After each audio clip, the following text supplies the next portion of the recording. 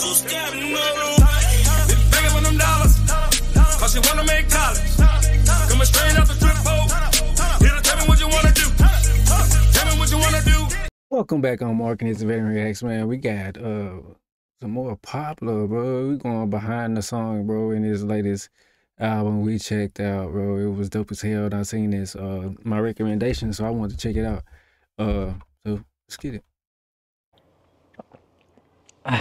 Yung first track sa album ko na Alon is La Luna. Kaya La Luna yung first track ko sa album kasi La Luna yung magsiset ng overall mood ng album, which is Anguish. Hold on. Start this over. Yung first track sa album ko na Alon is La Luna. Kaya La Luna yung first track ko sa album kasi La Luna yung magsiset ng overall mood ng album, which is Anguish. So, parang sadness na may kasamang frustration and anger pagdating sa kinakaharap ko sa buhay or mga perception ko pagdating sa mundo. Masasabi ko rin na kaya lalo na siya kasi it's a commencement of a show wherein I will show everything nang walang filter. Gusto ko maging vulnerable to show people kung ano yung realidad, kung ano yung kinakaharap ko ngayon, kung ano yung nararamdaman ko ngayon. And yun yung ipapakita ko sa buong album. So, yun yung lalo na. It might be too heavy for people. Siguro masyadong maingay for some people. Pero since I want this album to be something na magpapalabas ng extreme emotions ng totoo lang talaga. Kaya lalo na yung pinili kong first track ng Alon album.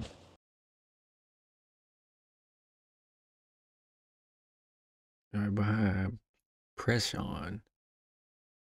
So, for the second track ng album, it's called Presyon. If mapapansin nyo dun sa mga kanta sa album, most of them are accompanied by strings, mga epic drums, ganyan, mga sound design na bibigyan ka ng cinematic vibes. Kasi ganun talaga yung gusto kong iparating sa mga audience. Na parang every word that they will hear or even the instrumentation ng music, parang may mapipicture silang scene. Very cinematic and parang nanonood sila ng movie. So, for Presyon, yung main message naman ito is parang karma. Parang karma. So, siguro sa mga supporters and fans, palagi nilang naririnig na sinasabi ko, always choose to be kind. Pero it's not that simple kasi talaga. You can't always choose to be kind, especially kapag abuse na yung nangyayari sa'yo.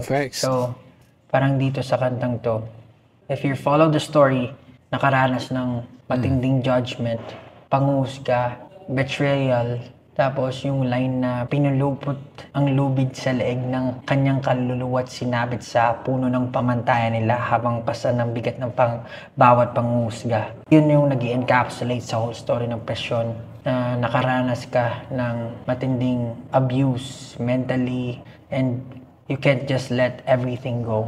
If ganun pala yung mangyayari, if ganun pala yung situation, you'll have to fight back and protect yourself. So, yung Presyon, para siyang karma since ito yung binigay niyo sa akin.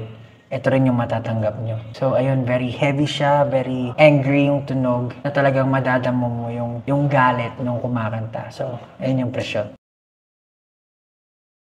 So, for the third song sa album, it's called Wala. Actually, itong album na to na Alon, malaking inspirasyon talaga dito yung 5 stages of grief. And itong Wala, yung stage niya is yung bargaining. Madalas kasi kapag gabi na, doon natin nare-realize or doon These are dope ass concepts.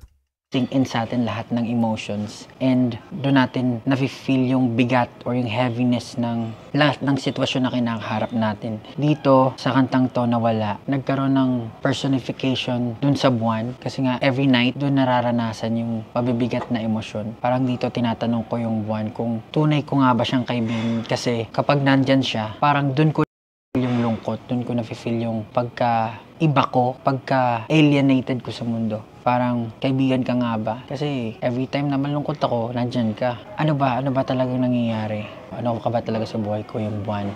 Parang pagsusuma mo siya na pwede bang matigil na lahat ng ganitong pakiramdam? Kasi hindi ko talaga siya gusto. Hindi siya mabuti para sa akin. Ayun yung Wala.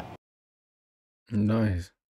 So yun, The Boy Who Cried Wolf. Siguro iisipin nyo itong The Boy Who Cried Wolf. It's connected to one of Aesop's fables. Pero Sa totoo lang, hindi talaga siya connected. Kumuha ako ng sariling storya nung The Boy Who Cried Wolf based dun sa lore na gusto kong ipakita or sa storya ko as a person or sa awit na gusto kong ipadinig sa inyo. Yung kwento nito, I parang said it's a that, bro. conversation He was making that shit as personal, bro. This was like a personal album.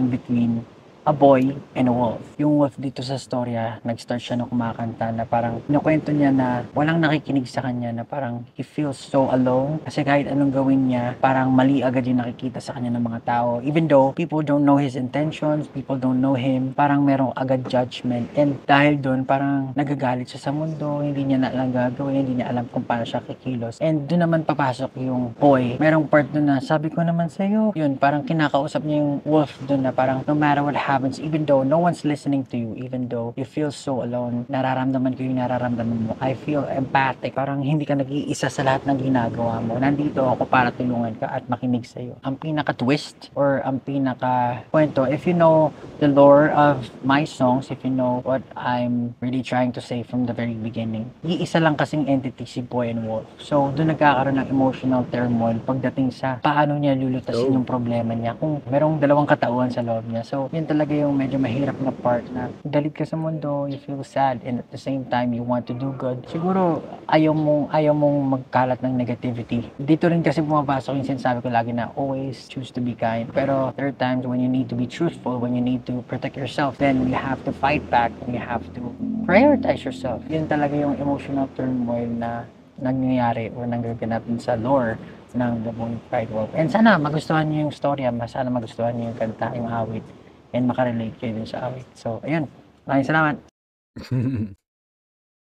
Hey yo, what's up? It's one of my favorites. Yung fifth song dun sa album ko na Alon, it's called Kumunoy. I think ito yung pinaka-personal na kanta para sa akin kasi sinulat ko tong kantan to nung nasa point ako in my life na sobrang down na down ako sa life. Parang yung situation ko nito is parang sumuko na ako sa lahat. Bro. And yung pinaka-backstory niya, syempre kasi galing kami sa training. Nung trainee days namin, ilang years din kami nag-training. May nangyaring unfortunate event na most of us left the company. And it felt like wala na pag-asa, so parang ganun. Sinulat ko siya with a heavy heart and hindi ko siya na-release agad. Parang yung pakiramdam is I was trying to push away people and trying to solve everything by myself. Pero the more I fight, him opening, I see why like people relate so much to Pablo, bro. He opening up and make himself as humanly identifiable as possible, bro. Like you can relate to him, which just makes you like fall in love with his music even more because it's his truth. Like, how can you hate someone telling their truth?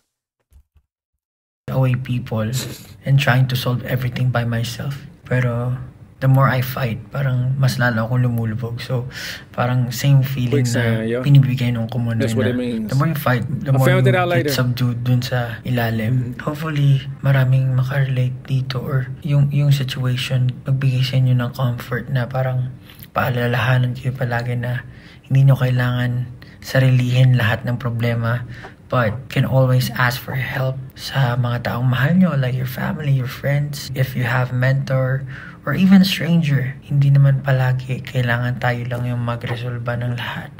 Ayun, paalala lang siya. Kumunoy. Great reminder. A quick saying, bro. Para naman sa 6th track ng album na this was a good one too. Kailan. And yung Kailan, Really, it wasn't really no bad tracks, bro. This one was a good one too. Nawa namin siya ni Josue magkasama. Actually, matagal na to. Parang 2019, 2018, nagawa yung kanta. Pero na-develop. Pero naisulat ko siya nung nasa punto ako ng buhay ko na parang napapatanong ako na bakit nangyayari sa akin to. Sobrang down na down ako, sobrang daming challenges, tapos parang punong-puno ng kamalasan yung pumapasok. Patanong ako, parang kailan ba ako talaga sasaya? Parang nung time na yun, sobrang tinetest yung faith ko. Pero imbis na mawala yung faith or talagang matabunan ako ng lungkot, parang mas naging stronger siya. Yeah. Kasi naniniwala ako na at the end of the day, these are challenges na kailangan nating harapin. Parang kailangan nating siyang daanan kasi gusto tayong maging ready ni Lord para dun sa inihanda niyang malaking bagay para sa atin. So, ayun po yung Kailan. Sana ay makarelate kayo featuring I Josue. did. Salamat po. I related to this one, bro. That was So, yung 7th track This one was naman deep, sa too. album ko na Alon, it's called Drowning in the Water. It's a song that I wrote 14 years ago. So, ito yung You was in pinakaunang love, kanta bro. na isulat ko. And the whole song is in Wow. English. He says the first song you ever wrote? So, ito yung pinakaunang kanta na Wow. isulat ko. And the whole song is in English. Hindi ko alam kung paano ko naisulat yung kanta, pero just like any other teenager naman, parang meron tayong mga puppy love, ganyan. Tapos nakaranas tayo ng heartbreak. And I think it's one of the inspirations or motivation pagdating dun sa pagsulat ng kanta. Drowning in the Water, dumaan siya ng maraming revisions kasi very cringy na siya for me. So, ang ginawa ko, nag-tweak ako ng ibang lines para pumasok pa rin sa taste ko kahit papano while still retaining the melody of the song. Yeah, it's a love song, a heartbreak song, and nakarelate kayo kahit papano. Yeah, I can relate And to yung that one. last track naman sa album na It was Alon, an instrumental. it's called Breathe. Dapat talaga, 7 lang yung track dun sa album. Pero, it felt like, nung pinakinggan ko yung album ng dire-diretso, sobrang bigat ng pakiramdam ko. Parang, binalik lahat ng emotions or binalik lahat ng memories sa akin. So, medyo mabigat talaga yung feeling niya, and ayoko magtapos yung music or yung experience ng mga tao na ganun yung nararamdaman nila. Gusto ko yung more than feeling or reliving yung mga pangyayari before. Gusto ko makagkaroon sila ng parang purge ng emotions na parang talagang maire-release nila lahat ng emosyon nila. And after that, makakahinga sila ng matiwasay. So, kaya that may was Breathe. dope. Parang yung first section ng Breathe, medyo parang suspense siya. Hindi mo alam kung anong mangyayari. Parang medyo may This was a dope ass concept, bro. He gave us time to breathe and just digest the album at the end. We did need that, bro. Like after that, it was a lot. It was a lot. It was a lot of emotions going all over the place, bro.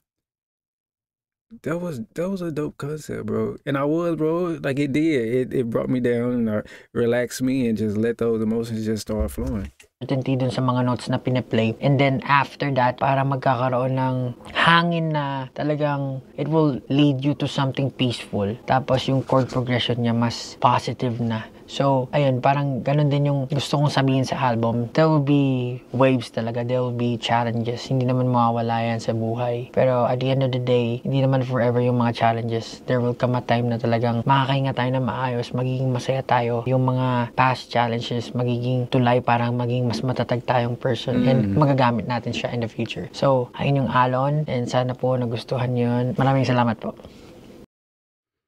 Hey, I wish more artists came over here, like behind the song, behind the videos, behind the, behind the lyrics, like so we can tap into like what your mindset was when you were constructing this, or like I said, like we would have never known this song was this old, or this was like his first song. Like that was crazy. That was a good song.